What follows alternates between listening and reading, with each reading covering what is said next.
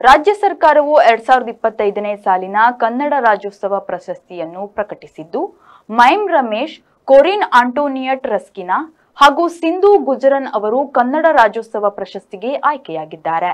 ಮೂಲತಃ ಮೈಸೂರು ರಂಗಾಯಣದ ಹಿರಿಯ ರಂಗಕರ್ಮಿಯಾಗಿರುವ ಮೈಮ್ ರಮೇಶ್ 35 ವರ್ಷಗಳ ರಂಗಭೂಮಿ ಅನುಭವ ಹೊಂದಿದ್ದಾರೆ. ಬೀದಿ ನಾಟಕಗಳ ಮೂಲಕ ಜನಜಾಗೃತಿ ಮೂಡಿಸಿರುವ ಇವರು ಮಂಗಳೂರಿನಲ್ಲಿ ಅಭಿವ್ಯಕ್ತಿ ಅರಸೀಕೆರೆಯಲ್ಲಿ ಅಭಿನಯ ಎಂಬ ರಂಗತಂಡ ಕಟ್ಟಿ ರಂಗ ಚಟುವಟಿಕೆ ನಡೆಸಿದ್ದಾರೆ. ಕೊರಿನ್ ಆಂಟೋನಿಯಟ್ ರಸ್ಕಿನಾ ಅವರು ಮಂಗಳೂರಿನ ವೈಟ್ ಹೌಸ್ ಮನೋವೈದ್ಯಕೀಯ ಮತ್ತು ನಿರ್ಗತಿಕರ ಮನೆಯ ಸಂಸ್ಥಾಪಕಿ. 1990ರಲ್ಲಿ ಸ್ಥಾಪಿಸಿದ ಈ ಸಂಸ್ಥೆಯಿಂದ ಸುಮಾರು 415 ಮಂದಿ ಮಾನಸಿಕ ವ್ಯಕ್ತಿಗಳು ಸಂಪೂರ್ಣ ಗುಣಮುಖರಾಗಿ ಮನೆಗೆ ಮರಳುವಂತೆ ಮಾಡಿದ್ದಾರೆ. ಈಗಾಗಲೇ ಸುಮಾರು 1500 ಮಂದಿಯನ್ನ ರಕ್ಷಣೆ ಮಾಡಿ ಹೊಸ ಜೀವನ ರೂಪಿಸಿದ ಕೀರ್ತಿ ಈ ಸಂಸ್ಥೆಗೆ ಸಲ್ಲುತ್ತದೆ.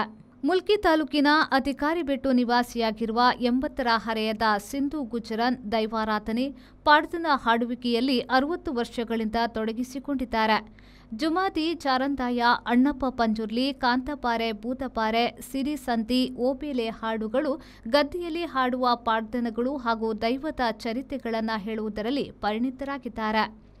ಬಳ್ಕುಂಜ ಜುಮಾದಿ, ಕರ್ನೆರೆ, ಜಾರಂದಾಯ, ಕಾರ್ನಡ್ ಧರ್ಮಸ್ಥಾನ, ಸಸಿಹಿತ್ಲು ಗರೋಡಿ, ಉಡುಪಿ ಜಿಲ್ಲೆ ಪಾಂಗಳ ಅಣ್ಣಪ್ಪ ಪಂಜುರ್ಲಿ, ಕಾಪು ಕಲ್ಯಾಲ್ ಬೇಡೋ ಪಂಜುರ್ಲಿ, ಬಪ್ಪನಾಡು, ಬೊಬ್ಬರಿಯ ಮತ್ತಿತರ ಕಡೆಗಳಲ್ಲಿ ದೈವಾರಾಧನೆ ಪಾಡ್ದನಗಳನ್ನು ಹಾಡುತ್ತಿದ್ದಾರೆ.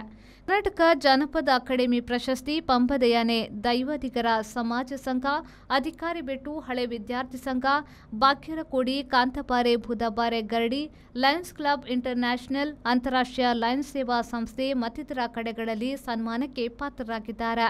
ಮುಂಬೈ ಕ್ರಿಕೆಟ್ನಲ್ಲಿ ಅತ್ಯಂತ ಪ್ರಭಾವಶಾಲಿ ವ್ಯಕ್ತಿಗಳಲ್ಲಿ ಒಬ್ಬರಾಗಿದ್ದಾರೆ ಡಾಕ್ಟರ್ ಪಿವಿ ಶೆಟ್ಟಿ.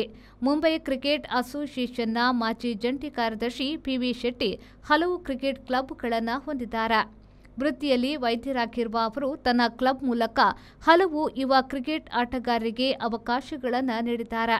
ಮೂಲತಃ ಮುಲ್ಕಿಯ ಪಿವಿ ಶೆಟ್ಟಿಯವರು 2011, 2018 ಮತ್ತು 2007ರಿಂದ 2009ರ 2ರ ಅವಧಿಗೆ ಮುಂಬೈ ಕ್ರಿಕೆಟ್ ಅಸೋಸಿಯೇಷನ್ನ ಜಂಟಿ ಕಾರ್ಯದರ್ಶಿಯಾಗಿ ಸೇವೆಯನ್ನ ಸಲ್ಲಿಸಿದ್ದಾರೆ.